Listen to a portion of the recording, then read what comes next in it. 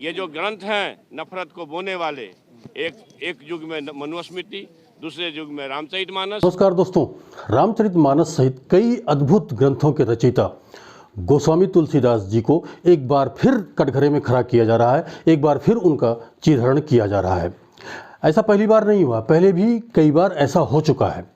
खास बात यह है कि ये उंगली किसी विद्वान ने नहीं उठाई है, इस बार एक राजनेता ने ये उंगली उठाई है। और हर बार राजनेता ही उंगली उठाते रहे हैं, क्योंकि उन्हें तो अपनी राजनीतिक रोटियां सेकने से मतलब होता है। सवाल उठाया गया है कि तुलसी जातिवादी थे, उनकी कृति रामचरितमानस नारी विरोधी है और नफरत फैलाने वाला ग्रंथ है। क्या यह सही है? आइए जानने की कोशिश करते हैं। तुलसीदास पर इस बार उंगली उठाई है बिहार के शिक्षा मंत्री चंद्रशेखर और दूसरे हैं उत्तर प्रदेश के राजनीतिक धुरंधर स्वामी प्रसाद मौर्य ने। आइए उनके भी चरित्र को थोड़ा सा जान लेते हैं। बिहार के शिक्षा मंत्री चंद्रशेखर अपने नाम के आगे सरनेम इसलिए नहीं लगाते हैं क्योंकि इससे उन्हें जातिवाद की बू आती है, लेकिन जब चुनाव आते हैं तो यादव बहुल क्षेत्रों में पैम्फलेट जो छपवाते हैं वो उस पर अपना नाम चंद्रशेखर यादव लिखवाने से नहीं चूकते हैं। दूसरे उत्तर प्रदेश के दिग्गज नेता हैं स्वामी प्रसाद मौर्य। इनको भी रामचरितमानस नफरत फैलाने वाला ग्रंथ लगता है। वैसे तो ये LLB पास हैं, लेकिन लगता है कि ये डिग्री इन्हें जुगाड़ से मिली है। इनका भी चरित्र देख लीजिए। मायावती जी ने न केवल इन्हें एक नई पहचान दी बल्कि नई ऊंचाइयों तक पहुंचाया। यदि यह कहें कि ये जो कुछ भी आजकल हैं इन्हीं की वजह से हैं, लेकिन इन्हें जब लगा कि अब बसपा सत्ता में नहीं आएगी तो इन्होंने बसपा को छोड़ दिया और जिस पार्टी का विरोध किया था उसमें शामिल होने में इन्हें कोई खराबी नहीं दिखी। ये खुद मंत्री बने और बेटी को सांसद बनवाया। अगला चुनाव आया तो इन्हें लगा कि इस बार हो सकता है कि भाजपा की सरकार न बने, तो इन्हें भाजपा में घुटन महसूस होने लगी और इन्होंने भाजपा छोड़कर सपा का दामन थाम लिया। ये अलग बात है कि न तो सपा की सरकार बनी और न ही ये चुनाव जीत पाए, मतलब इनका राजनीतिक करियर एक तरह से दांव पे लग गया। अब जिनका कोई चरित्र नहीं है, नैतिकता नहीं है, ईमानदारी नहीं है, वफादारी नहीं है, वो तुलसीदास पर उंगली उठा रहे हैं। अब बात करें तुलसी की, क्या वो सचमुच रामचरितमानस नफरत फैलाने वाला महाकाव्य है? महात्मा गांधी ने कहा था कि रामचरितमानस भक्ति साहित्य की श्रेष्ठ कृति, और जहाँ भक्ति होती है वहाँ नफरत नहीं होती, ये बताने की जरूरत नहीं है। तो फिर रामचरितमानस नारी विरोधी है? डॉक्टर लोहिया ने कहा था कि नारी की पीड़ा को तुलसीदास ने जिस तरह से व्यक्त किया है उसकी मिसाल भारत ही नहीं दुनिया के किसी भी साहित्य में नहीं है। और अगर तुलसी नारी विरोधी थे तो दुनिया के सारे महाकाव्य या धार्मिक ग्रंथ नारी विरोधी हैं।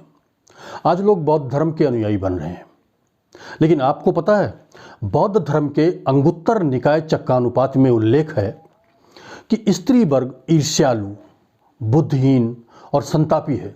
तो क्या हम बुद्ध दर्शन को खारिज कर दें? संत कबीरदास जी, जिनमें शंकराचार्य का अद्वैत दर्शन है, उन्होंने नारी के बारे में लिखा था कि नारी कुंडा नरक का, बिरला थांबे बाग, कोई साधु जनु बरे, सब लग मुअन लाग। मतलब नारी नरक का कुंड है और बिरले ही इससे बच पाते हैं, शेष इसमें गिरकर मर जाते हैं।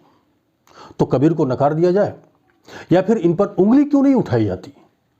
यूनानी विचारक प्लेटो ने रिपब्लिक में लिखा है कि जो काम पुरुष के हैं वो स्त्री को दिए जा सकते हैं, लेकिन स्त्री पुरुष से कमजोर होती है। तो प्लेटो की विद्वता पर प्रश्न चिन्ह क्यों नहीं लगाया जाता? तुलसीदास पर एक आरोप जातिवादी होने का भी लगा है। तुलसी क्योंकि ब्राह्मण थे तो पूरे ब्राह्मण समाज को इसमें घसीटा जाने लगा, जबकि डॉक्टर अंबेडकर कोलंबिया विश्वविद्यालय में जाति उत्पत्ति पर अपने कर रहे एक शोध में लिखा है कि जाति धर्म का नियम मनु द्वारा प्रदत्त नहीं है और न ही वो ऐसा कर सकता था। ब्राह्मण कई गलतियां करने के दोषी हैं, मैं कह सकता हूं कि वो ऐसे थे, लेकिन जाति व्यवस्था को गैर ब्राह्मणों पर थोपने की उनकी क्षमता नहीं थी। अब तुलसी पर प्रश्न चिन्ह लग रहे हैं। उन्हें यह जान लेना चाहिए कि जिस समय तुलसी लिख रहे थे उस सब वक्त ना तो मंडल कमीशन था और ना सिमोन दो बुआ का नारी विमर्श आया था। यदि हम जाति और समाज विभाजन की युगीन परिस्थितियों के संदर्भ में रामचरितमानस को पढ़ें तो समझ आएगा कि तुलसी ने जानबूझकर समाज के वो सारे चरित्र चुने जो मुख्य धारा में नहीं थे। मसलन निषाद, शबरी, वनवासी, बानर, पक्षी और उसमें भी त्याज्य कौवा अर्थात काकभुसुंडी। यदि ये सब नहीं होते तो भी राम को रावण पर विजेता दिखाकर नायक स्थापित किया जा सकता था, लेकिन तुलसी ने ऐसा नहीं किया। उन्होंने जातियों का सच लिखा, जातियों की जकड़न को तोड़ने की कोशिश की। ऐसे में तुलसी पर आरोप केवल वही लोग लगा रहे हैं जिन्होंने यह ग्रंथ नहीं पढ़ा है। प्रसिद्ध कवि कुमार विश्वास ने इन लोगों को अशिक्षित करार दिया है। जो लोग मानस से कुछ चौपाइयों को हटाने की बात कर रहे हैं, क्या वो लोग कुरान के लिए भी मांग कर सकते हैं? क्योंकि कुरान में भी गलत लिखा गया है, हिंदुओं को गलत लिखा गया है। शायद उनकी इतनी हिम्मत नहीं है।